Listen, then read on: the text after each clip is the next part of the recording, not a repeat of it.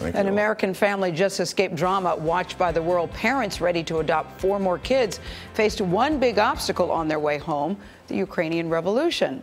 Elaine Quijano shows us the danger that the family went through to realize a dream. Elaine, good morning. Good morning to you, Gail. Don and Lisa Jenkins arrived in Kiev on February 2nd, thinking they were just days away from returning home with their 4 newly adopted Ukrainian children.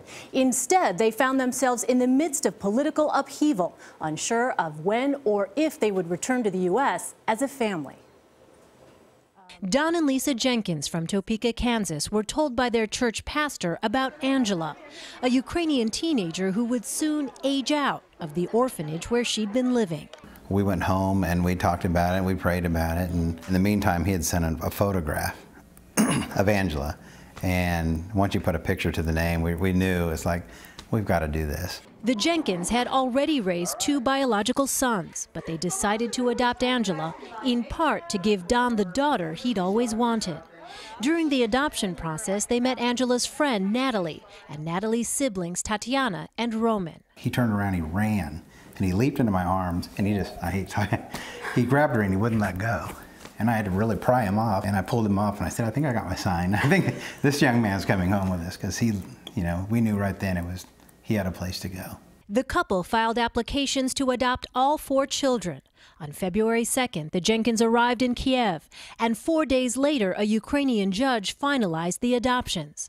The new family posed for this picture outside the courthouse. We were so excited, a nervous excitement because the kids are like, oh, we're going to America, but at the same time they were leaving their friends and basically everything they knew. Now all they needed were the children's passports, but as the days went on, unrest boiled in Kiev, and their Ukrainian facilitator gave them bad news. He said, keep in mind that some of those very people that may be fleeing the country may be the very people you're waiting on to get you your passport. Our thoughts were, we started this as a family, we're going to go home as a family, we're not going to leave the kids behind. We wouldn't do it with our 2 sons back here, we wouldn't leave them there, and I'm not going to leave my kids there.